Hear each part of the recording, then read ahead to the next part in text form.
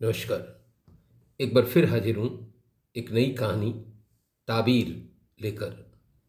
ये कहानी मैंने 30 अप्रैल 2002 को लिखी थी।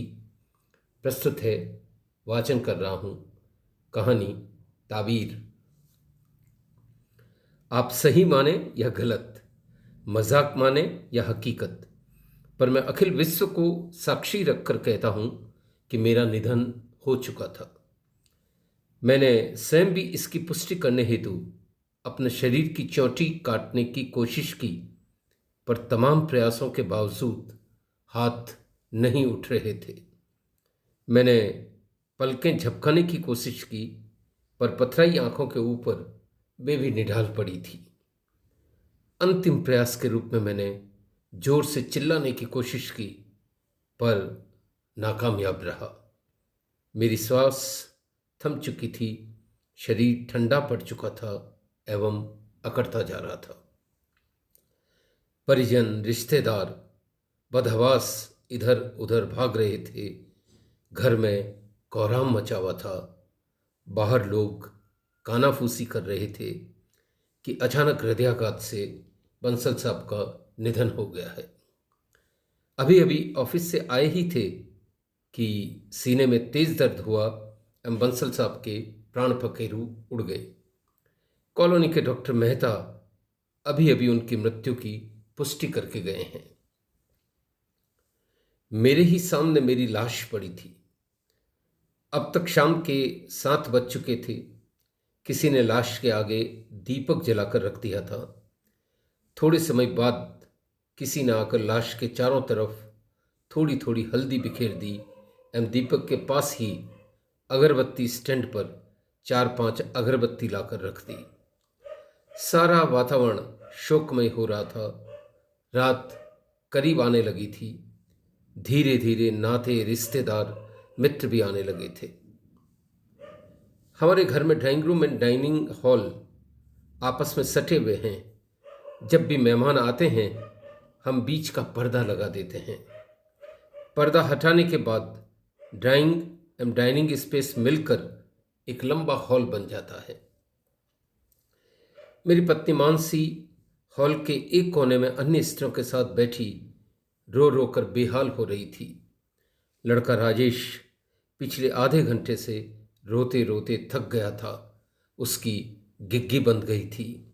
वह भी लाश के पास अन्य पुरुषों के साथ बैठा था। पुरुष हॉल के आगे की तरफ मेरी लाश के इर्द गिर्द एवं स्त्रियां हॉल के पीछे की तरफ बैठी थी। बेटी माधवी मम्मी के पास ही बैठी थी।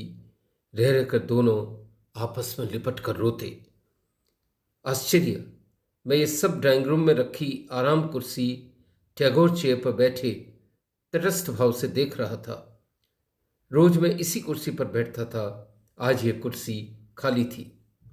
एक अज्ञात भय के मारे कोई इसके समीप नहीं आ रहा था। सारी स्थिति विचित्र एवं परम रहस्य से भरी नजर आ रही थी। धीरे धीरे मुझे सारी बात समझ में आई। मैं जो सब कुछ देख समझ रहा था, वो मेरा शरीर नहीं, मेरी आत्मा थी, जो परमात्मा से मिलन के महाप्रयाण के पूर्व इस देह और देह के उन बंधनों को देखने के लिए रुकी हुई थी, जो मेरी इस जीवन यात्रा में मेरे संपर्क में आए थे। अपनी निराकार सत्ता के रूप में मैं अब भी विद्यमान था। गीता में लिखी सारी बातें मुझे सत्य नजर आ रही थी। कृष्ण ने अर्जुन से ठीक कहा था, मेरा ही एक अंश सभी जीव भूतों में सनातन रूप से विद्यमान है। आत्मा रूपी यह अंश अजर, अमर, अविनाशी एवं नित्य है। वायु इसे सुखा नहीं सकती, शस्त्र इसे काट नहीं सकते, जल इसे गीला नहीं कर सकते।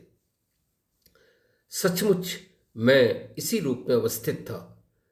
एक अद्भुत अलौकिक शक्ति मुझ में सिमटी हुई थी। वहां उपस्थित सभी लोगों के भूत, भविष्य, यहाँ तक कि पिछले जन्म तक की मुझे खबर थी। यही नहीं, मैं स्पष्ट रूप से समझ पा रहा था कि कौन क्या सोच रहा है। एक अलौकिक साक्षात्कार था यह। संभवतः ईश्वर मुझे महाप्रयाण के पूर्व सत्य से साक्षात्कार करवाकर मेरी मोक्ष यात्रा सुगम करना चाहता था। मैं जीवन मुक्त अनुभव कर रहा था। मुझे मरे अब 3 घंटे हो चुके थे। रात 10 बजे होंगे। सभी बार के रिश्तेदारों को छोटे भाई विमल ने टेलीफोन से सूचित कर दिया था। सभी देर रात अथवा कल सुबह तक आने वाले थे। विमल मुझसे 3 वर्ष छोटा था। इसी शहर में उसका हार्डवेयर का अच्छा कारोबार था। विमल की पत्नी रूपा एवं दोनों बच्चे भी अब तक पहुंच चुके थे। सभी की आंखों में आंसू थे। विमल एवं मानसी ने एक तरफ जाकर विचार विमर्श किया।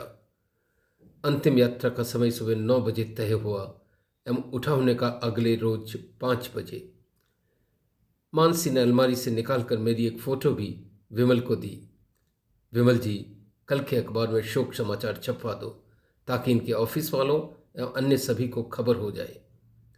मैं इसी शहर में भारत बैंक में लेखाकार के पद पर कार्यरत था। विमल ने फोटो लेकर आगे अपने एक मित्र को दे दी। दोनों अन्य मुद्दों पर विचार विमर्श करने लगे। मैं भी टैगोर चेयर छोड़कर उसके पास आकर खड़ा हो गया। किसी ने मुझे आते हुए नहीं देखा। मैं अदृश्य था। विमल ने रूंधे गले से कहा, भाभी, भाई साहब तो मुझे अनाथ कर गए। माँ बाप तो बचपन में मर गए। मुझे तो आप दोनों ने ही पाल पोस कर बड़ा किया। आज जब हमारे सेवा करने का समय आया तो भाई साहब चल बसे। उसकी बात सुनकर मानसी फुट फुट कर रो पड़ी।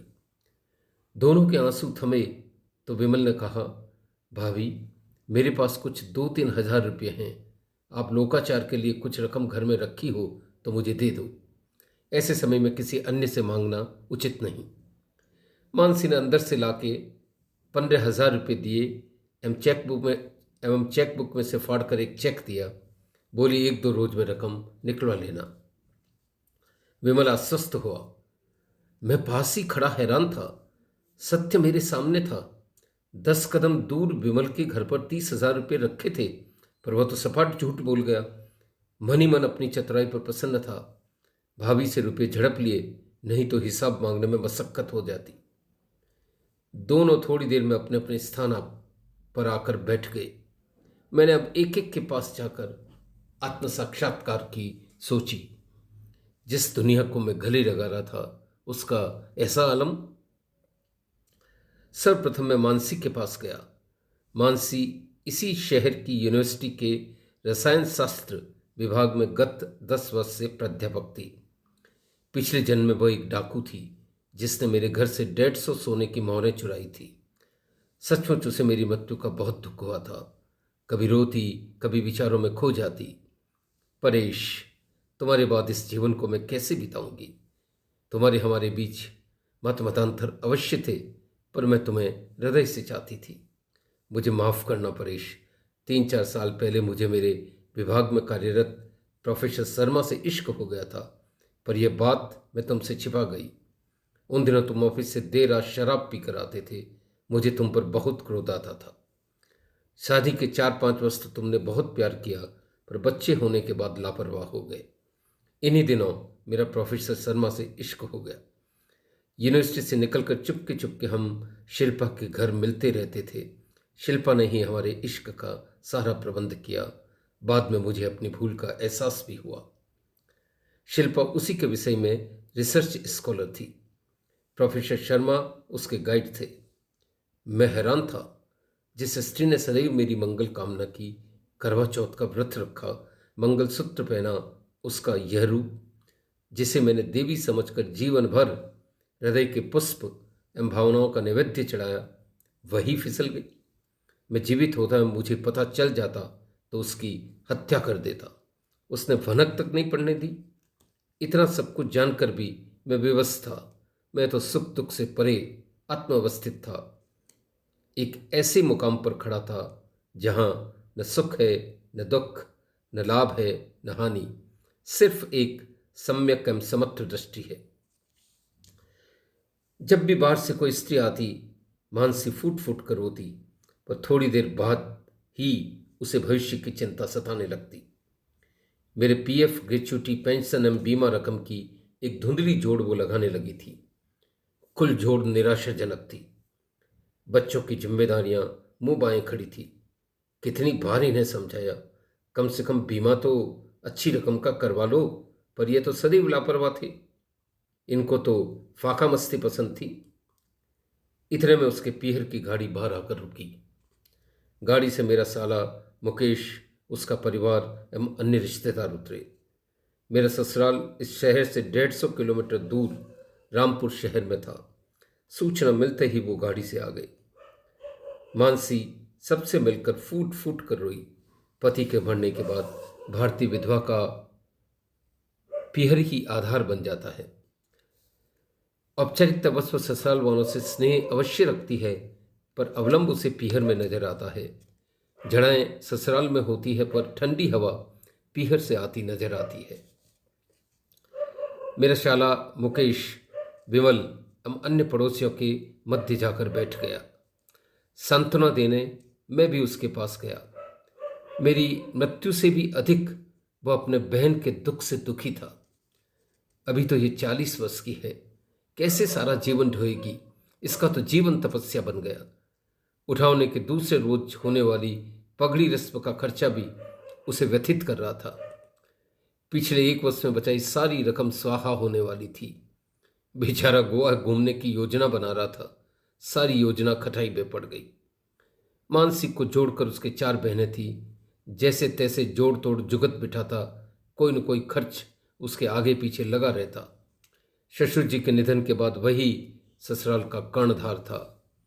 उसे देखकर मैं द्रवित हो गया। मैंने अपनी दिव्य दृष्टि से देखा।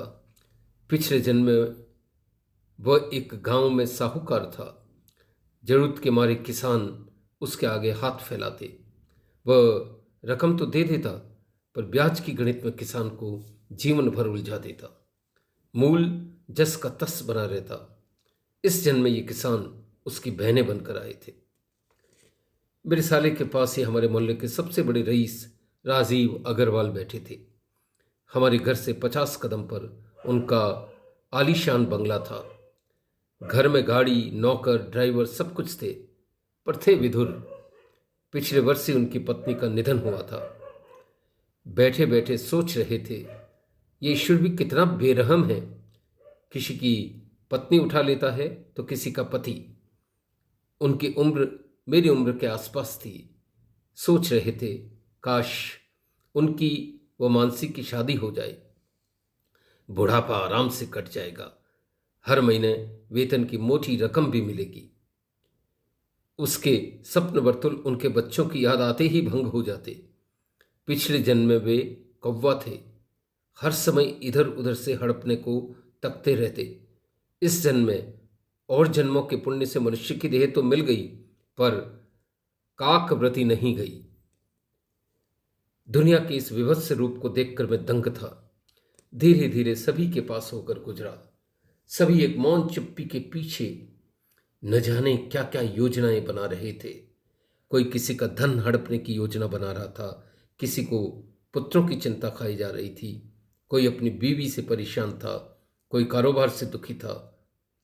जीवन की नश्वरता सत्य बनकर उनके सामने पड़ी थी, पर कोई इस यक्ष प्रश्न के मर्म को पकड़ने की कोशिश ही नहीं कर रहा था। सबसे अधिक आश्चर्य तो मुझे हमारे पड़ोसी व्यास जी पर हो रहा था। इसी शहर कोतवाली में सब इंस्पेक्टर थे, भ्रष्टाचार में आखंड डूबे थे। न जाने कितने लोगों से रकम हड़प कर उन्होंने हमारे पड़ोस में शानदार मकान बनाया था। इन दिनों उनकी मूछें ज़्यादा ही तन गई थी। उन्हें क्या पता था कि वे मात्र 10 रोज बाद एक ट्रक के नीचे आकर मरने वाले हैं। जीवन भर की बचाई सारी संपदा उन्होंने मकान में लगा दी, पर मकान में रहने का योग सिर्फ 10 रोज का था। इस 10 रोज के योग के लिए उन्होंने न जाने कितने पाप कर डाले। देव दुर्लभ मनुष्य देह पाकर भी अपना परलोक बिगाड़ लिया। पापी के पाप में ही उसके विनाश के बीज छिपे होते हैं, पर माया का प्रेरा इंसान सदैव इससे बेखबर होता है। लोभवश लालायित होकर हम ऐसी चीजों की ओर लपकते हैं जिसमें हमारा अमंगल है, सत्यानाश है। तृष्णा एवं लोभ बुद्धि को ढक लेते हैं। पापी के पाप स्वयं प्रकट होते हैं। पिछले जन्म में व्यास जी ने धोखे से अपने मित्र की धन संपदा हड़प ली थी। इतना पैसा होने पर भी जीवन पर्यंत कुछ भी दान नहीं किया। इस जन्म में वही मित्र उनका पुत्र बनकर आया था। नियति के न्याय से मैं मंत्रमुग्ध था। मैंने अपने पुत्र राजेश एवं बेटी माधवी की भी खबर ली। दोनों असीम वेदना से भरे हुए थे। रह रहकर उनकी आंखें भर आती। राजेश के पास जाकर मैंने उसे मूक सांत्वना दी। बाजार का सारा सामान लाना उसी के जिम्मे था। उसकी ईमानदारी एवं व्यवहार पटुता पर मुझे गर्व था। पर आश्चर्य, मुझे पता चला कि वह हर माह हिसाब में 400-500 रुपये मार लेता, जबकि मैं उसे यथेष्ट पॉकेट मनी देता था। पिछले जन्म में वो सियार था। बेटी माधवी तो मेरी आंखों की पुतली थी। घर बार की सारी खबर वही मुझे देती थी। उसे मैं घर का सबसे पारदर्शी सदस्य समझता था। राजेश से छुपकर उसे अधिक हाथ खर्ची भी देता था। लेकिन कमाल हो गया, अपने कॉलेज के एक सहपाठी से वो गत 2 वर्ष से प्रेम करती थी। दोनों अगले माह कोर्ट मैरिज करने वाले थे। उसे पता था पापा इंटरकास्ट मैरिज की अनुमति नहीं देंगे। मुझे और मानसी को भनक तक नहीं थी। मैंने दिव्य चक्षुओं से देखा, पिछले जन्म में वो लोमड़ी थी। माधवी के पास कॉलोनी के एक अन्य निवासी सुरेश जिंदल बैठे थे। उन पर लक्ष्मी की असीम कृपा थी। अत्यंत दूरदर्शी, अंधेरे में भी प्रकाश ढूंढ लेते। पिछले जन्म में वो उल्लू थे, इस जन्म में इसीलिए लक्ष्मी उन पर सवार थी। पास ही मुंह लटका एक अन्य पड़ोसी दामोदर जी उदास बैठे थे। उनका चेहरा लटका हुआ था, सदैव उल्टा ही सोचते थे। पिछले जन्म में वो चमगादड़ थे। सभी मानव रिश्तों ने मुझे निराश ही किया। अंतिम आशा लिए मैं अपने कुत्ते जिम्मी के पास आया। बेचारे ने शाम से खाना नहीं खाया। दुख के मारे उसके प्राण निकल रहे थे। सोच रहा था, जब मेरे स्वामी ही नहीं रहे तो जीने से क्या फायदा। कल इनकी जलती चिता में कूद कर प्राण दे दूंगा। मैं हैरान था, जिस मनुष्य को हम सभ्य कहते हैं वह कितनी पाशविकता से भरा है, एवं जिसे हम पशु कहते हैं उसके विचार कितने निष्कलुष एवं परिष्कृत हैं। धीरे धीरे रात गुजरने लगी थी। गर्मी के दिन थे। क्षितिज के पूर्वी छोर से लालिमा बिखेरने लगी थी। क्षितिज के पूर्वी छोर से लालिमा बिखरने लगी थी। समाचार पत्र में शोक समाचार पढ़कर या वहां से सभी परिचित आने लगे थे। अंत्येष्टि का सामान भी आ चुका था। माटी को माटी में मिलाने की तैयारी हो रही थी। बचपन में माँ अक्सर एक भजन गाती थी, एक दिन उड़े ताल से हंसा फिर नहीं आवेनु। भजन के बोल सत्य चरितार्थ हो रहे थे। किसी ने बाहर हांडी में उपले लगा दिए थे। हांडी से धुआं उठने लगा था। मेरे ऑफिस के भी बहुत से लोग आ चुके थे। दूर खड़े हमारे साथी वर्मा जी के आंसू नहीं थम रहे थे। मैं उनके पास भी पहुंचा, पर यहां भी माजरा उल्टा था। सोच रहे थे अब ऑफिस में सबसे वरिष्ठ बन जाऊंगा। अगले साल मेरा प्रमोशन पक्का है। मैं चुपचाप लौट आया।